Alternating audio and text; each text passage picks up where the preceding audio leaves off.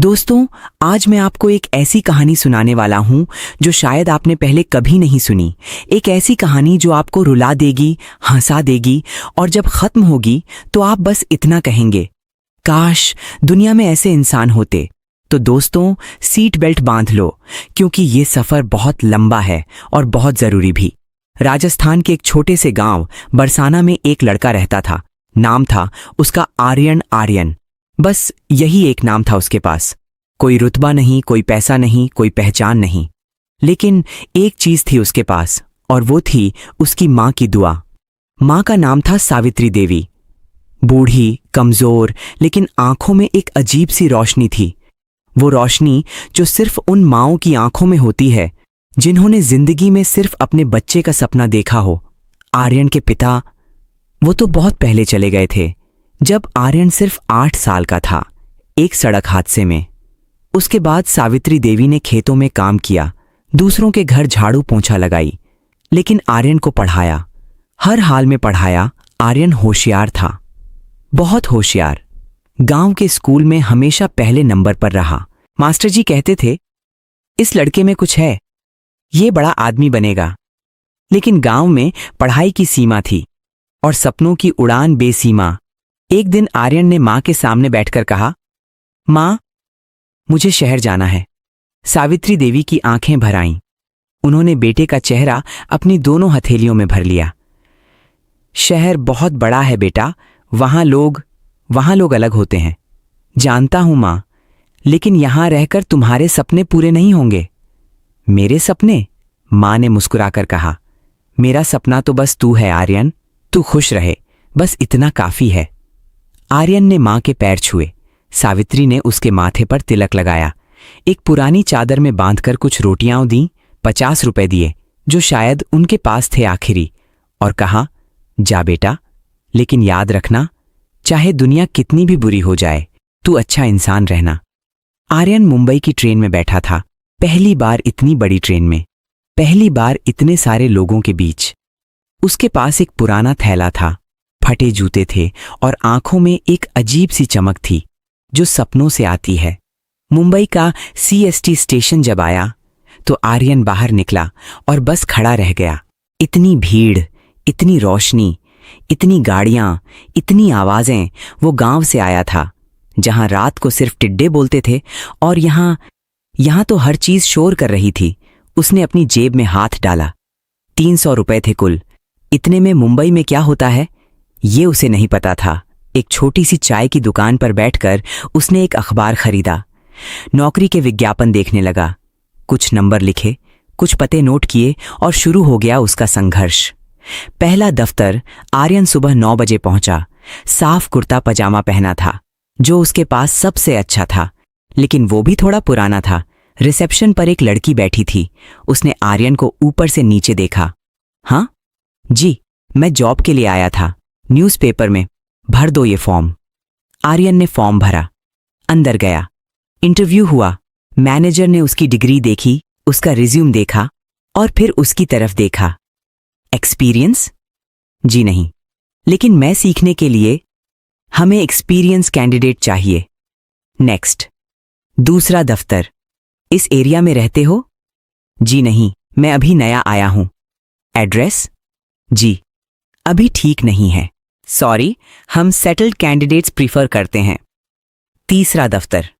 यहां तो रिसेप्शन वाले ने अंदर ही नहीं जाने दिया। अपॉइंटमेंट है? नहीं, लेकिन बिना अपॉइंटमेंट के नहीं मिलते। शाम हो गई थी। आर्यन एक फुटपाथ पर बैठा था, जूते उतार कर रखे थे, पैरों में छाले पड़ गए थे। सारे दिन चला था, बसें नहीं ले सका, पैसे बचाने थे, भूख लगी थी, पेट में चूहे दौड़ रहे थे। उसने थैले में हाथ डाला, मां की बांधी हुई रोटियां निकालीं। उन्हें देखते ही आंखें भर आईं। मां ने कितने प्यार से बांधी होंगी ये रोटियां। उसने एक रोटी उठाई, सूखी थी, लेकिन उसमें मां का प्यार था, इसलिए दुनिया का सबसे अच्छा खाना थी। तभी उसके बगल से एक बड़ी सी काली गाड़ी गुजरी, मर्सिडीज। रुकी नहीं, लेकिन उसमें से कुछ गिरा, एक पर्स। आर्यन ने देखा, गाड़ी जा चुकी थी। उसने पर्स उठाया, खोला, अंदर थे 50,000 रुपए, कार्ड्स, एक ID कार्ड, नाम था रिया मल्होत्रा। आर्यन के हाथ कांपे। 50,000 रुपए। उसकी माँ पूरी जिंदगी इतना नहीं कमा पाई थी।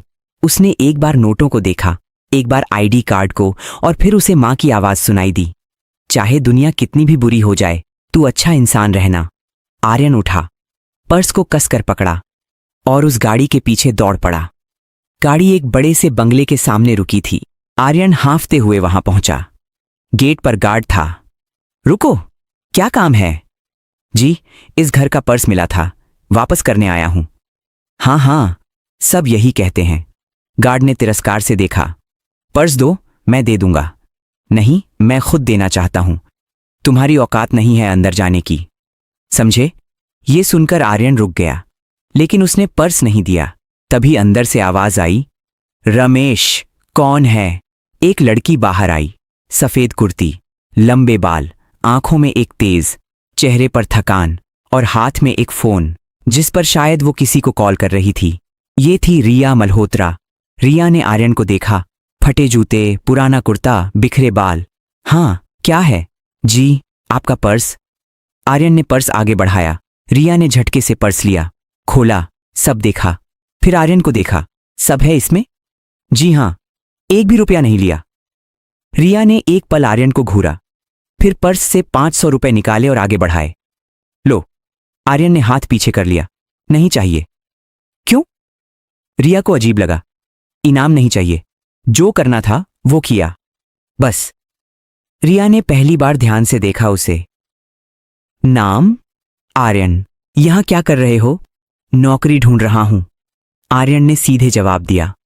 रिया ने एक पल सोचा, फिर गार्ड से कहा, रमेश, इन्हें अंदर लाओ। रिया का बंगला अंदर से जितना बड़ा था उतना ही खाली भी लग रहा था। बड़े बड़े सोफा, महंगी पेंटिंग्स, लेकिन कोई हंसी नहीं, कोई आवाज नहीं। आर्यन को एक कमरे में बिठाया गया। रिया आई, हाथ में पानी का गिलास। पियो। आर्यन ने पानी पिया। पहली बार उस दिन कुछ ठंडा था। कहां से आए हो? राजस्थान से, बरसाना गांव। पढ़े हो? B.Com किया है। कंप्यूटर भी जानता हूं, अकाउंट्स भी। यहां कोई जानता है? नहीं। रहते कहां हो? आर्यन चुप हो गया। रिया समझ गई, कुछ दिनों से रह नहीं पाए हो। सही कह रही हूं? आर्यन की आंखें झुक गईं। आज पहला दिन है, सोचा था शाम तक कुछ हो जाएगा। रिया उठी, कुछ देर बाहर रही, फिर वापस आई। हमारे ऑफिस में एक अकाउंट्स असिस्टेंट की जरूरत है, तुम आओगे कल? आर्यन ने सिर उठाया। सच में? झूठ बोलने की आदत नहीं, रिया ने सीधे कहा। लेकिन आप मुझे जानती भी नहीं। जानती हूं, रिया ने कहा। जो इंसान 50,000 रुपए वापस कर दे वो झूठा और चोर नहीं हो सकता। आर्यन की आंखें भर आईं, लेकिन रिया ने सिर्फ यही नहीं किया। उसने अपने ड्राइवर को बुलाया। इन्हें आज रात एक गेस्ट हाउस में छोड़ दो, बिल हमारा। दीदी, आर्यन बोला, ये जरूरी नहीं, मुझे पता है जरूरी नहीं, लेकिन मैं करना चाहती हूं। रिया ने रोक कर कहा, इसमें कोई एहसान नहीं, बस इंसानियत है। वो एक लम्हा, वो एक जुमला आर्यन की पूरी जिंदगी बदलने वाला था। अगले दिन मल्होत्रा इंडस्ट्रीज का ऑफिस, मुंबई के बांद्रा में एक 20 मंजिला इमारत। आर्यन नीचे खड़ा था, ऊपर देख रहा था। क्या सच में ये हो रहा है? वो अंदर गया। रिसेप्शन पर रिया का नाम बताया। उसे तुरंत ऊपर भेजा गया। रिया अपने केबिन में थी। उसने आर्यन को देखा। आ गए? अच्छा। फिर उसने एक कागज सामने रखा। ये कॉन्ट्रैक्ट है, 1 महीने का ट्रायल, अगर काम अच्छा रहा परमानेंट। आर्यन ने कागज पढ़ा। सैलरी देखकर उसकी सांस रुक गई। 15,000 रुपए महीना। गांव में मां 1 महीने में 1,500 से ज्यादा नहीं कमा पाती थीं। साइन करोगे? रिया ने पूछा। आर्यन ने साइन किया। काम शुरू हुआ। अकाउंट्स डिपार्टमेंट में आर्यन को बिठाया गया। वहां पहले से 3 लोग थे। उन्होंने आर्यन को देखा। नए जूते नहीं थे, घड़ी नहीं थी, कोई ब्रांड नहीं था। मैडम ने कहां से उठाया इसे? एक ने धीरे से दूसरे से कहा, लगता है स्ट्रीट से। दूसरे ने हंसकर कहा। आर्यन ने सुना, लेकिन कुछ नहीं बोला, बस काम में लग गया। 3 दिन बाद रिया के पास एक कंप्लेंट आई। पिछले 6 महीने के अकाउंट्स में कहीं 12 लाख रुपए का डिस्क्रिपेंसी था। कंपनी का सीए ढूंढ नहीं पा रहा था। रिया ने फाइलें अकाउंट्स डिपार्टमेंट को भेजीं। सारे लोग माथा पकड़कर बैठ गए। सीए भी परेशान था। आर्यन ने चुपचाप फाइलें उठाईं। रात तक बैठा रहा। ऑफिस के बाद भी रुका। अगले दिन सुबह उसने रिया के कैबिन में जाकर एक रिपोर्ट रखी। ये क्या है? रिया ने पूछा। 12 लाख का डिस्क्रेपेंसी। यहां एंट्री नंबर 447 में एक डुप्लीकेट पेमेंट है और एंट्री नंबर 612 में एक वेंडर का इनवॉइस डबल बुक हुआ है। बाकी डिफरेंस टैक्स कैलकुलेशन में था। पुरानी रेट से कैलकुलेट किया था। रिया ने रिपोर्ट उठाई, पढ़ी, सीए को बुलाया। सीए ने देखा, सब सही था। रिया ने आर्यन को देखा। पहली बार उसकी आंखों में कुछ और था। आदर, तुमने कितने समय में किया ये? रात भर बैठा था। क्यों? क्योंकि आपने मुझ पर भरोसा किया था। मैं उस भरोसे को तोड़ नहीं सकता था। रिया कुछ नहीं बोली, लेकिन उसकी आंखें नम थीं। धीरे धीरे ऑफिस में सब बदल गया। जो लोग आर्यन को नीचा दिखाते थे, वो अब उससे एडवाइस लेते थे। उसकी तेजी, उसकी ईमानदारी, उसकी मेहनत, सब देखते थे सब। और रिया रोज उसे देखती थी, कभी कैबिन की खिड़की से, कभी पानी देने के बहाने से, कभी बस ऐसे ही। कुछ था उस लड़के में, कुछ जो उसने पहले किसी में नहीं देखा था। एक दिन शाम को ऑफिस के सब लोग जा चुके थे। आर्यन अभी भी काम कर रहा था। रिया आई। घर नहीं जाना? एक फाइल बाकी है। रिया बैठ गई उसके सामने। आर्यन, एक बात पूछूं? हाँ। तुम्हें गुस्सा नहीं आता? जब लोग तुम्हें नीचा दिखाते हैं तब भी तुम शांत रहते हो, कैसे?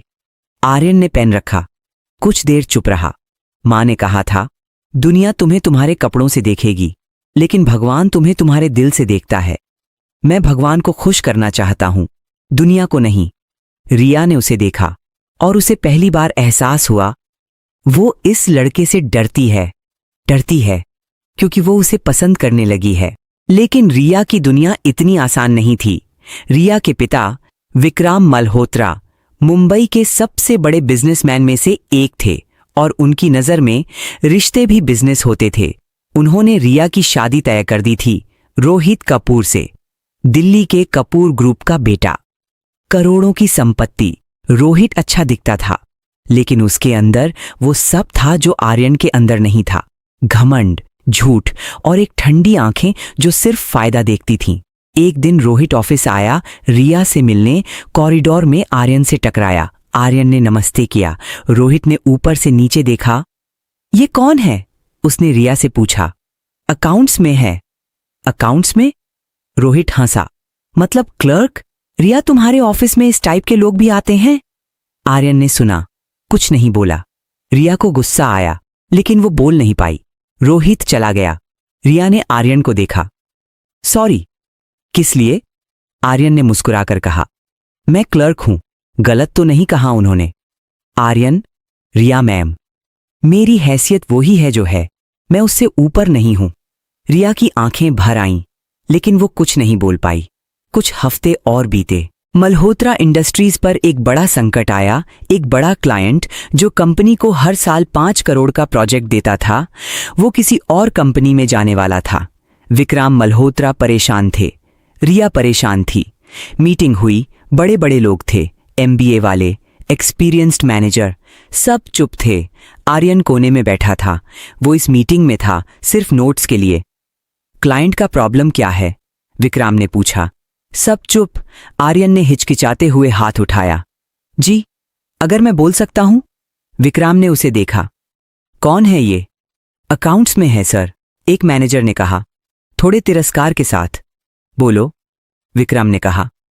सर, क्लाइंट का प्रॉब्लम पैसा नहीं है। उनका कंप्लेंट है कि डिलीवरी टाइमलाइंस मिस होती हैं। पिछले 3 प्रोजेक्ट्स में हर बार 15-20 दिन की देरी हुई। अगर हम उन्हें एक गारंटीड डिलीवरी टाइमलाइन दें और उसमें पेनल्टी क्लॉज रखें अपने ऊपर, वो नहीं जाएंगे। सन्नाटा। विक्रम ने अपने सीनियर मैनेजर को देखा। ये सही है? मैनेजर ने डेटा चेक किया। जी सर, ये। वो रुक गया। ये सही है। विक्रम ने आर्यन को देखा लंबे समय तक। तुम्हारा नाम? आर्यन सर। आर्यन, मेरे कैबिन में आओ मीटिंग के बाद। वो मीटिंग बदल गई। रोहित कपूर वहां था। उसने भी सुना सब। उसकी आंखों में जलन।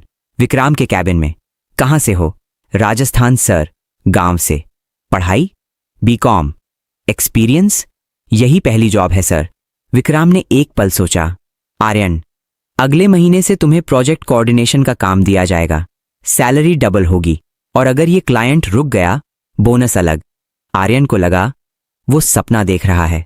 सर, मैं मेरिट पर हुआ है, आभार मत मानो, विक्राम ने कहा। बस काम करो। लेकिन रोहित को यह बर्दाश्त नहीं हुआ। उसने विक्राम से मिलकर कहा, अंकल, वो लड़का रिया के करीब आ रहा है। एक गांव का लड़का, हमारी कंपनी में इतना पावर। विक्राम चुप रहे। अंकल, हमारी शादी तय है, और ये लड़का रोहित। विक्राम ने रोका। बिजनेस में फीलिंग्स नहीं देखते, काम देखते हैं। रोहित बाहर निकला, आंखों में साजिश। एक हफ्ते बाद ऑफिस में एक बड़ा हंगामा। कंपनी के एक बैंक अकाउंट से 20 लाख रुपए गायब थे। पुलिस आई, इन्वेस्टिगेशन हुई, और सबसे चौंकाने वाली बात, ट्रांजैक्शन उस कंप्यूटर से हुई थी जो आर्यन यूज करता था। आर्यन को बुलाया गया। तुमने किया? नहीं सर, सिस्टम लॉग में तुम्हारा आईडी है। सर, मेरा आईडी किसी ने यूज किया होगा, मैंने नहीं किया। विक्रम का चेहरा सख्त था। तुम्हें सस्पेंड किया जाता है जब तक इन्वेस्टिगेशन पूरी ना हो। आर्यन बाहर निकला। रोहित ने उसे देखकर मुस्कुराया। वो मुस्कुराहट, आर्यन समझ गया, रिया ने ये सब देखा। वो रात भर सो नहीं पाई। उसे यकीन था आर्यन ने नहीं किया। वो इंसान जो 50,000 वापस करके चला गया था, वो 20 लाख नहीं चुरा सकता। रिया ने अपने एक पुराने दोस्त को कॉल किया जो आईटी सिक्योरिटी में था। मुझे उस ट्रांजैक्शन का पूरा लॉग चाहिए, आईपी एड्रेस, टाइम, सब कुछ। 2 दिन लगे, और जो सामने आया, ट्रांजैक्शन रोहित कपूर के पर्सनल लैपटॉप की आईपी से हुई थी। किसी ने आर्यन का आईडी हैक करके यूज किया था। रिया के हाथ कांप रहे थे। वो सीधे पिता के पास गई, रिपोर्ट दिखाई। विक्राम मल्होत्रा ने रिपोर्ट देखी। लंबे समय तक चुप रहे। रोहित ने किया? हां पापा। विक्रम उठे। उन्होंने रोहित को बुलाया। रोहित आया, रिपोर्ट देखी। पहले तो मुकर्रा, लेकिन जब पुलिस की बात आई, टूट गया। अंकल, मैं बस रिया को उससे दूर करना चाहता था। विक्राम की आंखें लाल थीं। निकालो इसे, और आर्यन को अभी बुलाओ। आर्यन को बुलाया गया। विक्राम सामने खड़े थे, रिया भी। आर्यन, मुझसे गलती हुई। मैंने बिना पूरी जांच के तुम पर शक किया। माफ करो। एक बड़ा बिजनेसमैन एक क्लर्क से माफी मांग रहा था। आर्यन की आंखें भर आईं। सर, गलती किसी से भी हो सकती है। तुम्हारी जॉब वापस है, और तुम्हें आज से प्रोजेक्ट हेड बनाया जाता है। आर्यन ने रिया को देखा। रिया की आंखों में आंसू थे, लेकिन होठों पर मुस्कुराहट। उस शाम ऑफिस की टेरेस पर रिया और आर्यन, शहर की रोशनी नीचे थी, आसमान ऊपर। आर्यन, हां, डरे नहीं जब सब तुम पर शक कर रहे थे? डरा था, बहुत डरा था। आर्यन ने सच बताया। लेकिन मां की एक बात याद आई, सच को साबित करने की जरूरत नहीं होती, सच खुद बोलता है। तो मैंने इंतजार किया। रिया ने उसे देखा। तुम्हारी मां बहुत अच्छी है। आर्यन मुस्कुराया। उनसे मिलवाना चाहता हूं एक दिन, आपको। रिया रुक गई। मतलब? आर्यन ने उसकी आंखों में देखा। रिया, मैं जानता हूं मैं कहां से आया हूं, मैं जानता हूं तुम कहां से हो, लेकिन वो रुका। जब तुमने उस रात मुझे गेस्ट हाउस में भेजा था, बिना किसी वजह के, सिर्फ इंसानियत से, तब से मेरे लिए तुम सिर्फ माम नहीं रही। आर्यन, रिया की सांस रुक गई। मैं कुछ नहीं मांग रहा, बस सच बता रहा हूं। तुम्हारे पापा माने या ना माने, तुम मानो या ना मानो, लेकिन झूठ नहीं बोल सकता। रिया की आंखों से आंसू गिरे। मुझे भी पता था, उसने धीरे से कहा। उस दिन से, जब तुमने 500 रुपए का इनाम लेने से मना किया था। दोनों चुप हो गए। नीचे मुंबई जल रही थी, और ऊपर 2 दिल। अगले दिन विक्रम मल्होत्रा के कैबिन में। आर्यन अकेला था। सर, एक बात करनी थी। बोलो। आर्यन ने गहरी सांस ली। सर, मैं रिया से, मेरे मन में रिया के लिए। वो रुका। मैं जानता हूं आप क्या सोचेंगे। मैं एक क्लर्क हूं, गांव से आया हूं, मेरे पास कुछ नहीं, लेकिन मैं आपसे झूठ नहीं बोल सकता, क्योंकि आपने मुझ पर भरोसा किया था। विक्राम ने उसे देखा लंबे समय तक। तुम्हारे पिता? नहीं है, बचपन से। मां? गांव में है, खेतों में काम करती हैं। और तुम? मैं बस मेहनत कर सकता हूं सर, और ये वादा कर सकता हूं, रिया हमेशा खुश रहेगी। विक्राम उठे, खिड़की के पास गए, बाहर देखते रहे। फिर बोले, मैंने जिंदगी में बहुत लोग देखे हैं आर्यन, पैसे वाले, पढ़े लिखे, ओहदे वाले, लेकिन ईमानदार इंसान। वो रुके। कम होते हैं। आर्यन चुप रहा। रोहित के पास सब था, पैसा, जमीन, नाम, लेकिन इंसानियत नहीं थी। विक्रम पलटे, और तुम्हारे पास इंसानियत है? सर, एक शर्त है। जी? मां को लाओ यहां, मैं उनसे मिलना चाहता हूं। आर्यन की आंखें भर आईं। एक हफ्ते बाद मुंबई के एक बड़े घर में सावित्री देवी गांव की साड़ी में, माथे पर बिंदी, बैठी थीं। सामने विक्रम मल्होत्रा। आपके बेटे ने मेरी कंपनी बचाई, विक्रम ने कहा। मेरे बेटे ने कुछ नहीं किया, सावित्री ने मुस्कुराकर कहा। बस वो जिया जैसा मैंने सिखाया था। विक्रम की आंखें नम हो गईं। मां जी, क्या आप मेरी बेटी की मां बनेंगी? सावित्री ने रिया को देखा। रिया उनके पास आई, उनके पैर छुए। सावित्री ने उसे गले लगा लिया और आर्यन, वो जो कोने में खड़ा था, वो दोनों हाथ मुंह पर रखकर रो रहा था। दोस्तों, इस दुनिया में दौलत आती है और जाती है, ओहदे बनते हैं और टूटते हैं, लेकिन एक चीज जो कभी नहीं बदलती, इंसानियत। आर्यन के पास कुछ नहीं था, लेकिन उसके पास वो था जो बहुत कम लोगों के पास होता है, एक साफ दिल, एक सच्चा इरादा और एक मां की दुआ। और रिया? रिया ने उस रात एक गरीब लड़के की मदद की थी, बिना किसी वजह के, बस इंसानियत से। लेकिन उस एक काम ने उसकी पूरी जिंदगी बदल दी। दोस्तों, अगर ये कहानी आपके दिल को छू गई हो तो चैनल को सब्सक्राइब जरूर करो, लाइक करो और कमेंट में बताओ, क्या आज भी ऐसे इंसान होते हैं? मिलते हैं अगली कहानी में। तब तक ख्याल रखो अपना और किसी एक इंसान की जिंदगी में आर्यन बनो या रिया।